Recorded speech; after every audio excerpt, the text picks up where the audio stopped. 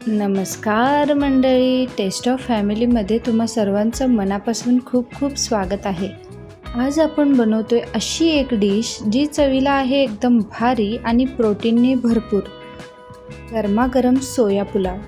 यासाठी प्रथम कढईमध्ये 1 ग्लास पाणी मी घेतलेलं आहे. यामध्ये चमचाभर साखर आणि चवीनुसार थोडंसं मीठ पाण्यामध्ये मिक्स करून घेऊयात. यामध्ये साखर पूर्णपणे विरघळली पाहिजे आणि पाण्यालाही एक छान उकळी येऊ द्यायची आहे.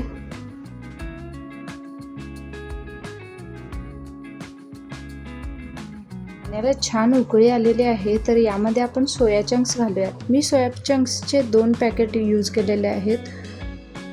तुम्हाला आवडतो त्या ब्रँडचे सोया चंक मार्केटमध्ये इझिली अवेलेबल होतात. साधारण 100 ते 150 ग्रॅम सोया चंक्स असतील. तुम्हाला जर जास्त आवडत असेल तर तुम्ही यामध्ये आणखीन 1 पॅकेट एक्स्ट्रा वाढवू शकता. तुमच्या आवडीप्रमाणे हे तुम्ही घाला. मंद आचेवर फक्त 5 ते 10 मिनिटांमध्येच सोया चंक्स आपले शिजतील.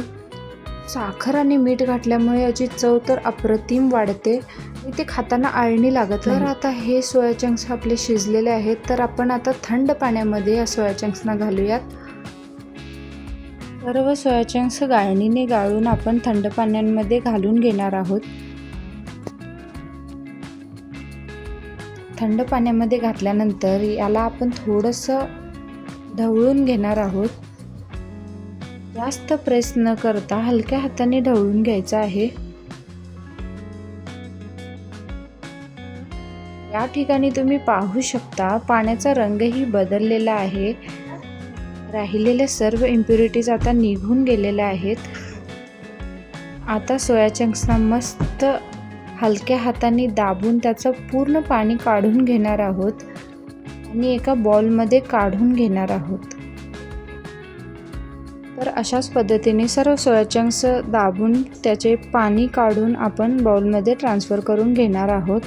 केल्यामुळे एक्सेस वॉटर सोया चंक्समधलं निघून मसाला छान मुरायला मदत होते. तर आज मी 400 ग्रॅम बासमती राईस घेतलेला आहे. 5 ते 7 माणसांसाठी हा पुलाव अगदी परफेक्ट बनतो. तर आता थंड पाण्यामध्ये तांदूळ स्वच्छ 2 ते 3 वेळा धुवून घ्यायचा आहे. यामधील सर्व इम्प्युरिटीज जे आहेत ते निघून जातात आणि आपल्याला पांढरा शुभ्र केमिकल रहित फ्रेश तांदूळ भेटतो. तर आता लसूण, आलं आणि हिरव्या मिरचीची पेस्ट आपण बनवून घेणार आहोत. पेस्ट आता एकदम रेडी आहे. तर आता आपण पेस्ट नंबर 2 बनवूया, जी की आहे आपली सिक्रेट इन्ग्रेडियंट. यासाठी मी 4 चमचे दही घेतलेलं आहे. मी 1 बाउल फ्रेश दही घेऊ शकता, जे की आंबट नसणार आहे. तर यामध्येच आपण आता आपले मसालेही घालणार आहोत. 1 चमचा धनेपूड, 1 चमचा जिरेपूड, 2 चमचे कोल्हापुरी लाल तिखट चटणी, सगळ्यात महत्त्वाचा 1 चमचा बिर्याणी मसाला. मी एव्हरेस्टचा बिर्याणी मसाला वापरलेला आहे. तुम्ही तुमच्या आवडीनुसारही वापरू शकता. याला छान मिक्स करून घ्या. तर आता लगेचच कुकरमध्ये 2 चमचे तेल आणि 1 चमचा साजूक तूप. तेल तूप छान काढल्यानंतर यामध्ये आपण चमचावर जिरे घालणार आहोत. जिरे तडतडल्यानंतर थोडेसे खडे मसाले, 2 वेलची ठेचून घेतलेले आहेत, 2 तमालपत्र, 4 लवंग, दालचिनी आणि बदाम फूल. खडे मसाले मंद आचेवर 2 ते 3 मिनटं छान सुवास येईपर्यंत परतून घ्यायचे आहेत. तर यामध्ये आता आपण 2 मीडियम साइज्ड उभे चिरलेले कांदे आपण घालणार आहोत. मीडियम फ्लेमवर थोडेसे गोल्डन ब्राऊन होईपर्यंत आपण कांदे भाजून घेणार आहोत. कांदा हलकासा भाजल्यानंतर आपण यामध्ये आता आपण तयार केलेली आलं, लसूण आणि मिरचीची हिरवी पेस्ट घालणार आहोत. आता आपण यामध्ये अर्धा उभा स्लाइस केलेला टोमॅटो घालणार आहोत. टोमॅटो छान शिजल्यानंतर दहीचा मसाला जो तयार आपण केलेला आहे तो यामध्ये घालत आहोत. हा मसाला तेलामध्ये आणि खडे मसाल्यांमध्ये मस्त परतून घ्यायचा आहे. थोड्या वेळानंतर इतकी छान उत्कृष्ट ग्रेव्ही तयार होईल ना, तर ही ग्रेव्ही पाहूनच आपल्याला कळेल की ही रेसिपी किती लाजवाब होणार आहे. मसाले छान भाजले गेलेले आहेत. तर यामध्ये आता आपण शिजवलेले सोया चंक्स घालूयात. सोया चंक्सना छान मसाल्याचं कोटिंग बसण्यासाठी याला 2 ते 3 मिनटं असंच परतून घ्यायचं आहे मसाल्यांमध्ये.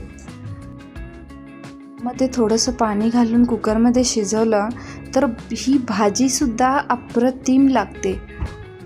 पण आज आपण सोया चंक पुलाव करणार आहोत, तर याला छान असं मिक्स करून घ्यायचं आहे. मसाल्यांमध्ये छान परतून झाल्यानंतर आता वेळ आली आहे आपले धुवून घेतलेले बासमती तांदूळ घालण्याची. तर आज मी या ठिकाणी 400 ग्रॅम बासमती तांदूळ वापरलेले आहेत. यामध्ये बिर्याणीचा कोणताही तांदूळ वापरला तरीही चालेल. जो तांदूळ शिजल्यानंतर एकदम सुटसुटीत सुटा होतो असा तांदळाचाच वापर तुम्ही करा. जसं की कोलम, दावत याचे फ्लेवर्सही अगदी उत्तम लागतात. ज्या आवडीप्रमाणे तुम्ही यामध्ये कोणताही तांदूळ घाला. तांदूळ घातल्यानंतर 2 ते 3 मिनटं याला छान तेलामध्ये आणि मसाल्यांमध्ये छान परतून घ्यायचं आहे. लगेचच न पाणी घालता आपण याला छान 2 ते 3 मिनटं या मसाल्यांमध्ये परतून घेणार आहोत. याचं कारण आहे की तांदूळ छान गरम झाला की पटकन शिजतो, गिळगिळीत होत नाही. तसेच याचे मसाल्यासोबतचे फ्लेवर्सही अप्रतिम लागतात. त्यामुळे 2 ते 3 मिनटं छान आपण मसाल्यांमध्ये तांदूळ परतून घ्यायचा आहे. यामध्ये आपण 1/3 असं गरम पाणी घालणार आहोत.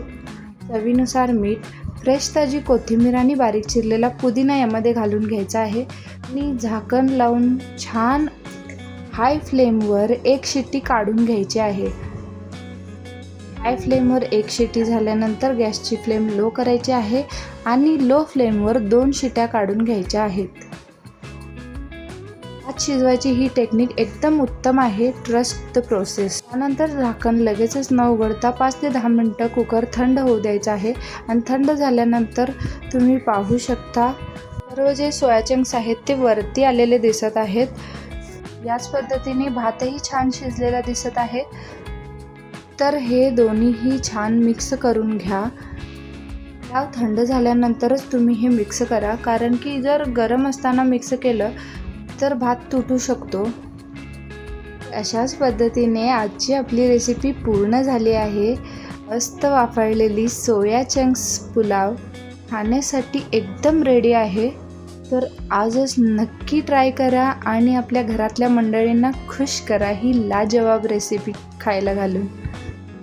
आणि माझ्या लाडक्या मैत्रिणींनो, रेसिपी आवडली असेल तर लाईक करा, शेअर करा आणि सबस्क्राईब करायला विसरू नका. चॅनलवर मस्त लाजवाब रेसिपीज अपलोडेड आहेत, तर त्याही एकदा नक्की पहा.